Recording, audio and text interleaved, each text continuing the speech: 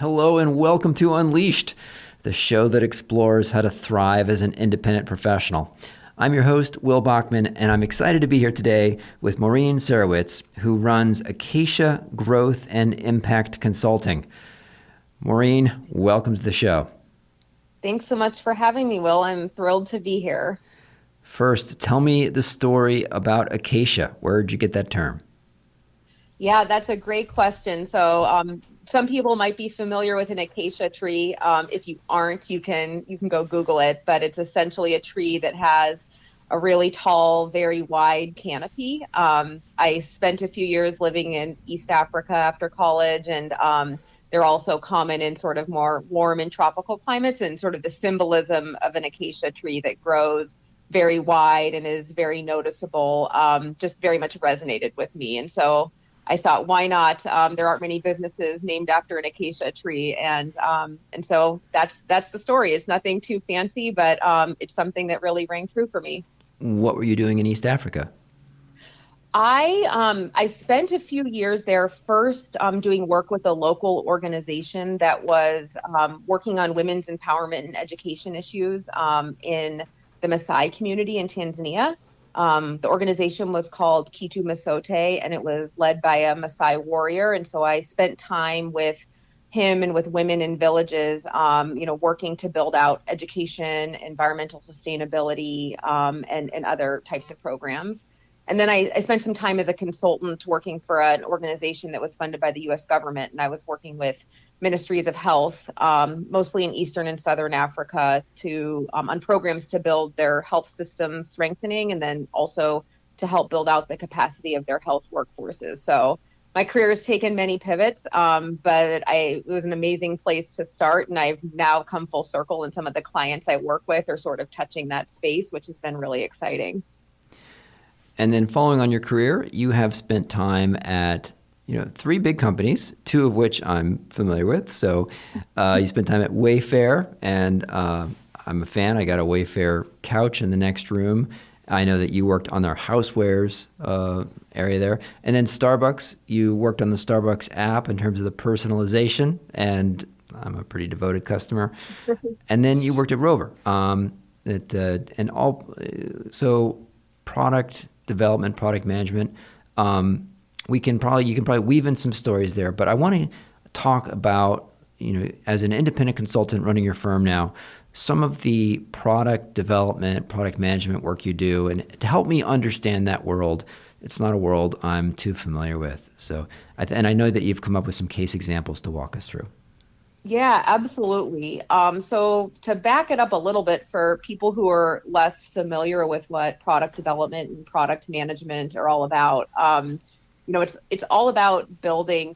For me and my business is that the goal is to build digital products that solve customer needs or address untapped opportunities. And it's not so easy to do that because there's a lot of investigation that has to happen to really unpack problems and opportunities, and then a whole process that you have to go through that you probably have heard the term agile, to really build a solution that is going to be the right fit, and then to learn and iterate on it. And so the idea around being a product manager is product managers are very much focused on solving problems.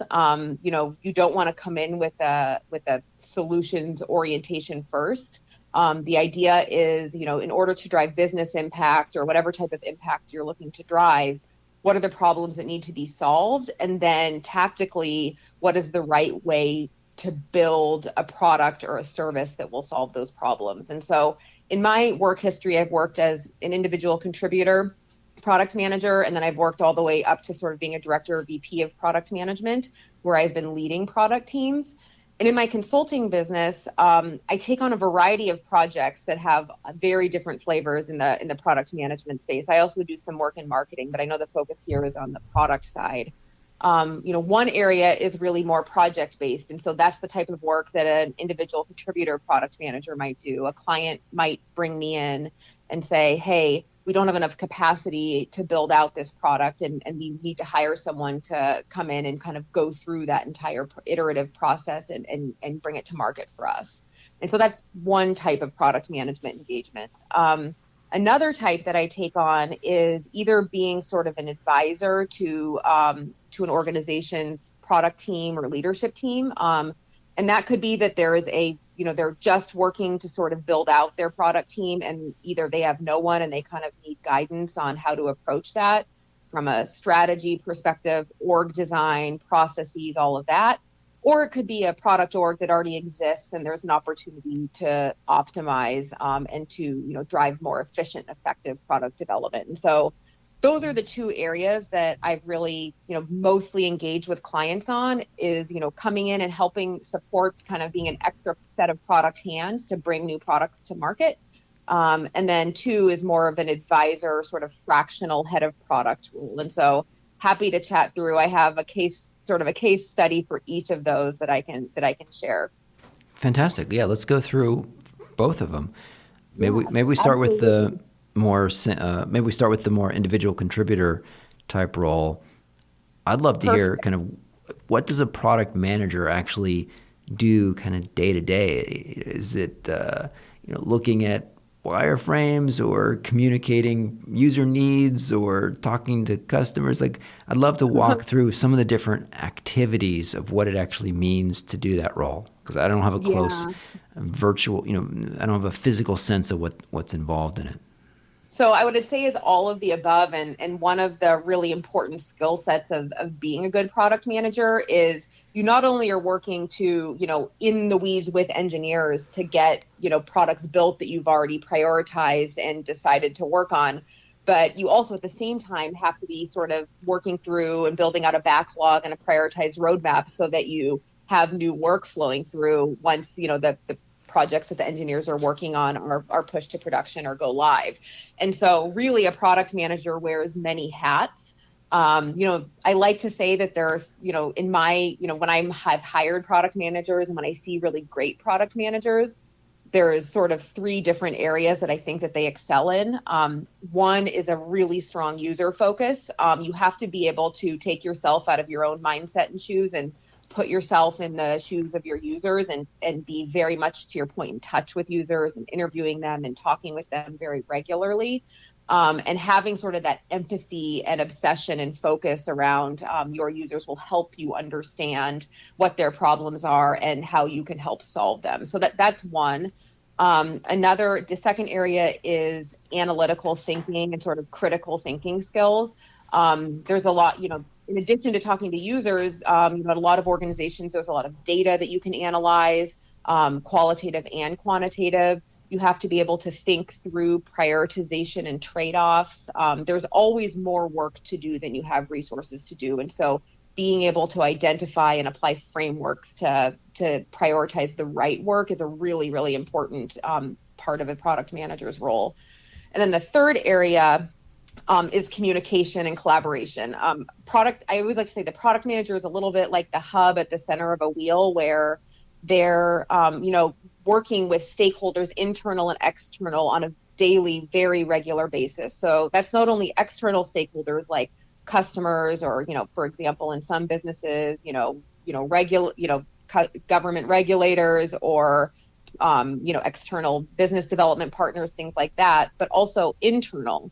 The real key partners for product managers are product designers and engineers, but then there's stakeholder teams often throughout an organization. A product manager who's focusing on growth might work very closely with the marketing team, or one who's focusing on, payments or financial systems with the finance team. And so being a very good communicator and collaborator is really key. And so those are some of the aspects, like what I look for in a product manager when I'm hiring, what I try to sort of be when I'm taking on those types of engagements. And then in terms of, the day-to-day of a product manager, it really is the full product pipeline. What are the things that we are exploring at the top of the funnel and that we're working to vet and prioritize, or not prioritize, and then all the way through to, engineering has questions for me. I need to, clarify something in the spec that I wrote for them. I need to support them so that they can,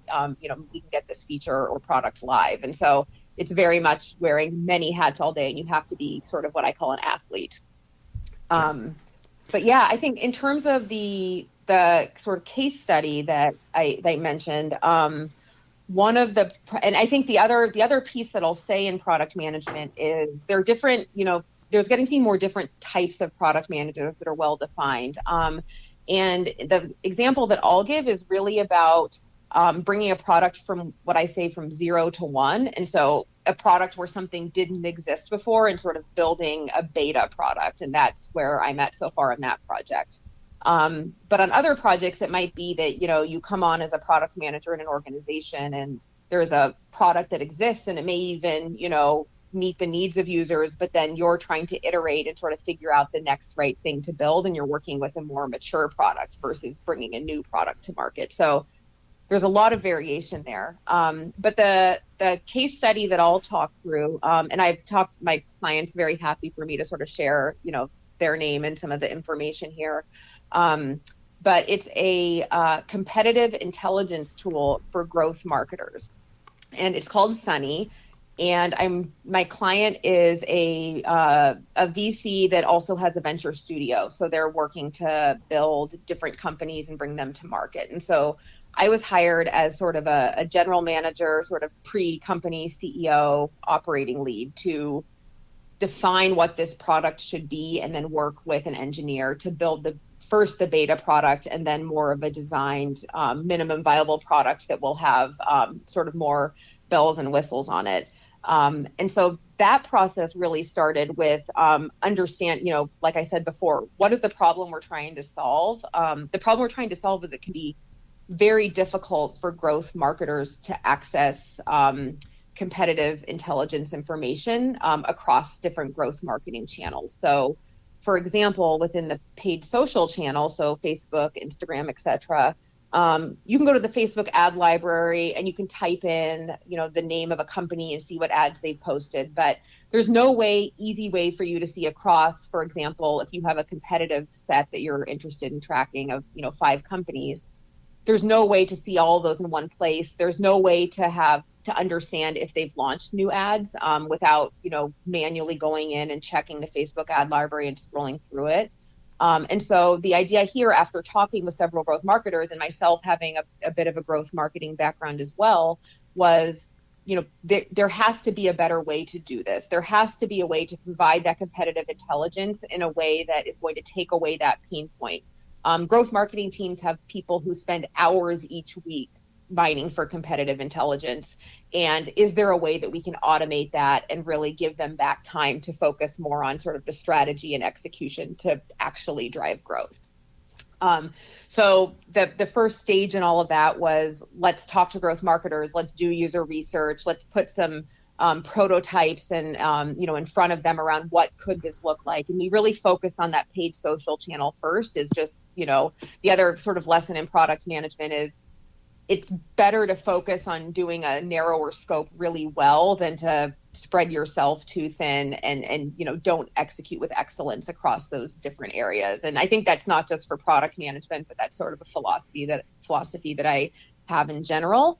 And so we were able to, through that user research, through working with an engineer around technical feasibility, we were able to build out a beta product that every day we essentially collect all of the ads that have been launched for companies that our users are tracking in the Facebook ad library. And we're able to collect those ads and bring them into one single user interface and then provide an alert to users that, hey, your competitors have launched new ads. And so we do that via email or Slack. And so we have built that product and have just started the beta about a couple of weeks ago. And a beta is essentially it's a very rough product that is sort of the concept is there. And we're looking to see, does this work, get feedback from a small subset of users in order to inform building out sort of more of a fully built out product. So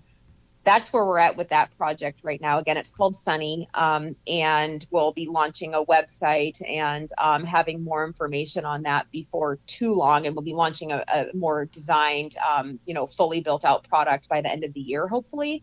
But the feedback so far from beta users has been very strong. And, they very much value what this is delivering. And I've talked to 4 or 5 of them this week around the pain points that Sunny is helping to address, as well as the pain points that it could address in the future, and sort of logging those for future consideration. That's great. You talked several times about how important it is to have empathy to the users and understand their world and their pain points. What are some of the different tactics that you use to gain that insight? Is it like watching them use the app over their shoulder, or just interviewing people, or watching a day in the life, or how do you actually get those insights into the world of your users? Yeah, that's a great question. And all of those things that you mentioned are ways to do that. When I have been a product manager and have led product management teams, I've always sort of I've very, energetically encouraged my team and myself to talk to at least a couple of users a week. Because that's how, just having those candid conversations is really how you're going to stay in touch and get their feedback in real time and understand sort of how things are going. So I think conversations, as well as structured interviews when you're actually considering sort of a feature or a product to build, those can be very valuable, but it's hard to sort of scale those because you can have a one-on-one interview or even a focus group, but it's sort of one way to go very deep, but with a smaller number of users. To your point, the other ways that you can kind of go deep with smaller numbers of users are like a diary study, which is what you said, sort of following what they do on a day-to-day basis. A lot of product designers and user researchers and product managers will, to your point, watch people using the product and see where are their points that they're struggling, et cetera. I mean, I've had so many times where something has seemed very straightforward to me, probably because I was, involved in speccing it out and building it. And then when I watch a user trying to navigate it, it's not working well for them. And But that how do you actually get that interaction to happen? Excuse me. So, yeah. I mean, do you pay people? Do you invite them to come into your shop? Do you ask to go to their office and watch Yeah. them use it? Like, how do you find those people? What's the arrangement that you get to actually be able to watch them use your tool? Yeah, so there are many ways to do that. So there are certain sort of plugins that you can actually have on your website that allow you to track user behavior in sort of in real time. So there's like a company called Full Story, for example, that you can actually see how people are using your website. It's not creepy into to the point where it's like this person is using it this way, but these are the trends in terms of where people are clicking and how they're moving through your site, and that, for example, and that type of thing. So that's like one that's more of an anonymized way. But then a lot of companies will have like panels of users that they may pay or compensate in some way, for those users to allow, to provide feedback and to interact with the product team or other teams to get feedback. You can also sort of do one-offs, to your point, say, hey, can I offer you, a gift card or a credit to our, to whatever service or product we're offering, in exchange for providing user feedback.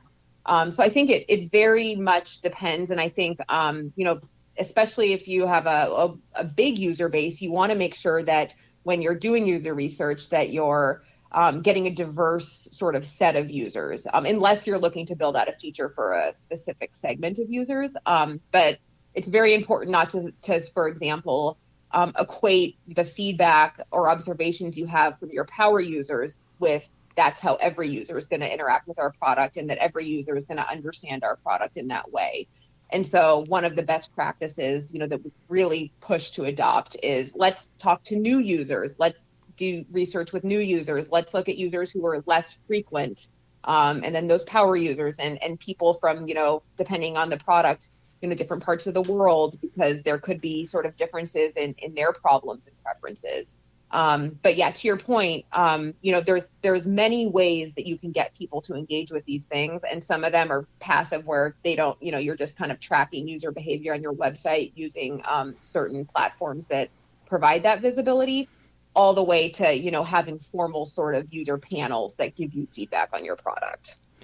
Can you think of any stories of times where you got feedback from a user and it just kind of blew your mind? Like either the person kind of had no clue, like what, you didn't understand that this red button does this thing, like they were missing something that was super obvious to you, or they had some need that was quite surprising to you.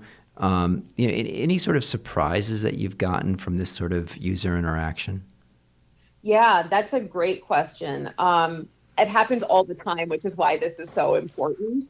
I remember, some specific examples when my team at Rover, we were working to redesign the homepage. And we did a ton of user research. We also had recently sort of expanded a lot internationally. And so part of the project was, how do we make sure that we're serving the needs of users in different countries as well? And there were things just, where we thought it was very simple to navigate in, or to sort of put in the information that we need in order to show you the dog sitters that were available, for example, when you were looking for one. And users would very much struggle with, in some of the prototypes that we had in a way that we were not expecting whatsoever. And so we had to essentially go back to the drawing board and say, this is not clear to people, sort of why we need this information and, how they're meant to enter it. And so from going through, multiple conversations and user feedback loops, we were able to identify a way to sort of build the information collection on the homepage in a way that reduced friction for users, but also gave us the information we needed to, for them to take the next step in locating a dog sitter. So that's sort of one example. I think at Starbucks in the app, one of the big projects that I worked on was bringing games that we were only available on the website for Starbucks Rewards members into the app. So those were things like it was called a Star Dash, where if you came, 3 times in 5 days, you got a certain number of bonus stars, which is the currency for the program. And there were so many different edge cases, which are sort of not necessarily the most common circumstances that would come up, but that would come up, for a decent number of users, that we were able to identify by putting prototypes and testing in front of users, that were able to sort of address some of the issues that would have prevented users from having sort of the full experience, with that offer in our app. And so I think, there's very few times where you roll out a feature that is of even sort of moderate complexity that you don't have an aha moment, something you didn't think of, and that you pick up on when you're talking to customers and when you're getting their feedback.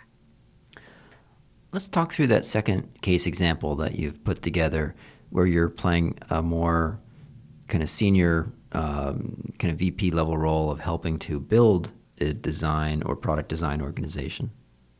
Yeah, absolutely. So, a lot of organizations, particularly ones that don't necessarily start as like a tech company, will get to a point and scale where they've built out a product. Maybe the code base that's underlying it isn't necessarily built in the most efficient way to scale.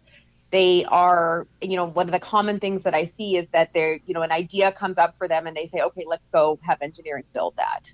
And that isn't necessarily validated by user research. It's not necessarily the most impactful thing to build for users, but it's sort of an idea that comes to someone's head. And that's very common, I feel like, in organizations that have either no or a much less mature product organization. And so what I found, a really big channel for my business is organizations that are looking to stand up or optimize their product organizations. And the case study that I can share with you, again, the CEO of the company was really happy for me to share this, is one that I'm actually starting to wrap up right now. It's with an organization called Next Leaf Analytics. And it's actually a nonprofit tech company, and they are doing amazing, incredible work. They work on the monitoring of vaccine supply chains. And as you can imagine, that's become very relevant over the last couple of years. Even before then, 1 in 10 babies in the world were vaccinated using a vaccine that had been monitored using their technology. And so it's probably one of the most impactful organizations that most people haven't heard of. And I was brought on because, they had built out some amazing products. They had a ton of opportunities to apply their technology in different ways. So to things like clean cooking and medical devices. And what I should say too is almost all of their customers are in resource limited settings. So in Eastern Africa, in India, et cetera. And they mostly work with ministries of health in those countries. And they're the ones who are often purchasing their technology. And so I was brought in because they were thinking about hiring a head of product, and they sort of wanted to lay the groundwork for that. They had no sort of formal product managers to date at the organization. And so when I was brought in, it really became an engagement that actually, I would say, expanded to some degree because the first step in informing a product strategy is really making sure that you have a really tight organizational strategy instead of organizational focus areas and priorities. What I was saying earlier around, the importance of focus and executing with excellence on a scope that is reasonable versus, spreading yourself really thin. That, to me, that applies not just to product organizations, but to organizations in general. And so some of the work that I did was working with their leadership team on figuring out what the organizational priorities were going to be in the short to medium to long term. And from there, building out sort of, okay, what does that mean for our digital product? If we are focusing, for example, on making the installation of our technology easier, that means that we're going to have to build out a well-informed product roadmap that enables that. And so essentially the organizational strategy should always feed into the product strategy, and those two should be very strongly linked. And so that was a big area of focus. The second one was really around resourcing on the product team. And so once we had figured out what the organizational strategic priorities were and how that was going to translate into product priorities, it was, okay, well, what product managers do we need to hire? What do we need to look for in a head of product? That type of thing. And we moved one person who had been sort of a de facto product manager, but wearing a bunch of other hats, into a full-time product role as sort of the first real product person at the organization. And she took on one scope, one product scope that we had sort of identified.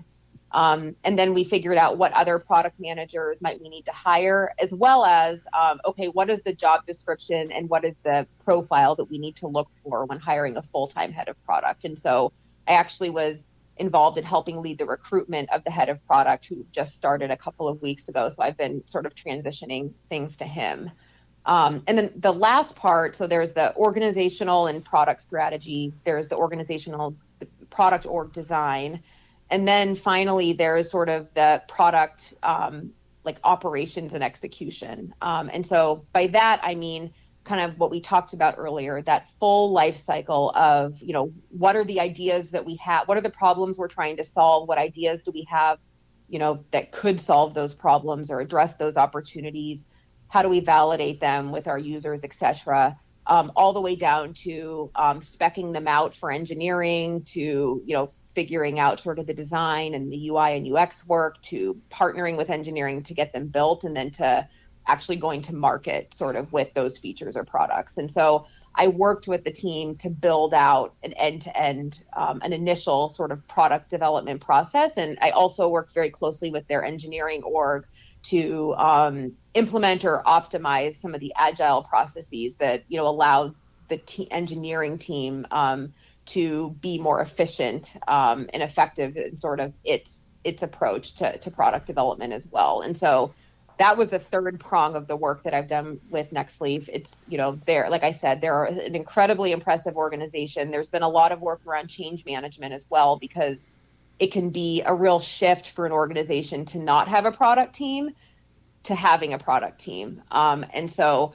working with the different members of the leadership team and cross-functional team members to, help build their relationship with product and sort of help set those off on the right foot, has also been a really important part of that project. Fantastic. Well, Maureen, if listeners wanted to follow up with you and find out more about your firm or get in touch, where would you point them online? Yeah, so they are welcome to email me at maureen@acaciaimpact.com. And I am shortly about to launch a website that is acaciaimpact.com. But they can also find me on LinkedIn and send me a message there. So either email, LinkedIn, or in very short time, also on my website would be great to get in touch. Fantastic. Well, Maureen, thank you so much for joining today. Thank you so much for having me. It's been fun, Will. Appreciate it.